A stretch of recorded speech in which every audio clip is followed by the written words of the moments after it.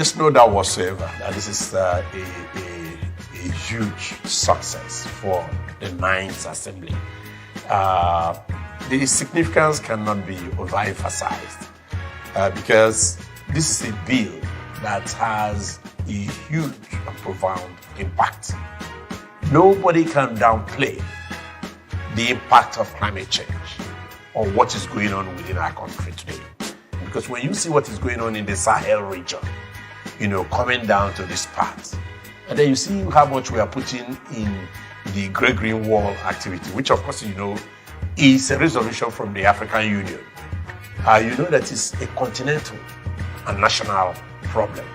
So for Mr. President to say we are going to plant about 25 million trees across the 11 states that are impacted, over 1,350 kilometers, means that we know that it has the potential to impact negatively on the well-being of the people of this country. The bill also provides for climate change fund, because today as we talk, that there's so much fund out there in the world, on how to tackle climate change.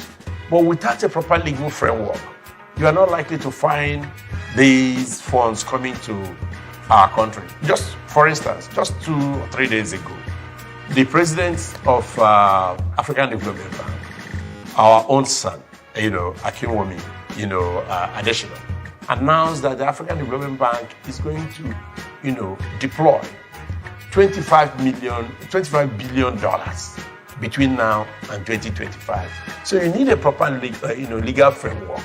You need a proper organization that's accountable, to be able to have this kind of money. Instead of the money coming in silos and being administered by different people without proper accountability. This bill started, I think I remember from 6th Assembly. In fact, when I spoke with one of the directors on climate change, he said they even started talking about from the 5th. But I remember the 6th, the 7th, the 8th Assembly when I chaired the House Committee on Climate Change and when we passed it, but the assent was declined. So clearly, if you juxtapose these past missteps, against this huge success, of course, there's no doubt that this is a landmark bill for the Ninth Assembly and indeed for the nation. As we are planning to transit to net zero, we also have to bear in mind that this is a fossil fuel dependent economy. And as such transition must be done in a very cautious manner. And that's why this legislation that we have in place is very, very important. So that we set out the steps, build carbon budgets, and follow them strictly. Knowing full well that this is a fossil fuel-based economy that has over, 206.53 trillion cubic of gas as reserves added to our oil. That in transiting, the transition has to be fair, it has to be just, it has to be inclusive in such a way that you carry everybody, you don't leave the vulnerable communities behind. But above all, that it must have a human face. You will find that we have provisions that for the key ministries, there are so many of them. And of course, that climate change is cross-cutting. It's not restricted to one ministry or the other. That we are not going to have somebody at the level of a director, someone at the director level, superintending over the affairs of the Department of Climate Change. That is employment. We also know that we are going to have people to do monitoring at the zonal and at the state level. That's also employment.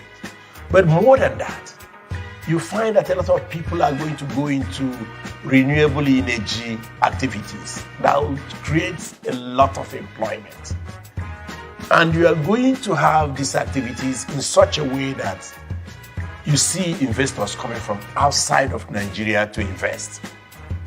Perhaps, I don't know if you had the opportunity of listening to the former president of the United States, Barack Obama, when he spoke on November 8th at COP26. He talked about how many Americans that are now employed in renewable energy. He said there are over 3 million, which is by far more than the number that is employed in fossil fuel industry. So we will have that kind of gain. That's why I talked about 60%, well over 60% of our population being very young people, educated and sophisticated and raring to go. And that's why I try to juxtapose that scenario against what happened when we had the privatization in the telecommunications industry. So in terms of employment, there's going to be more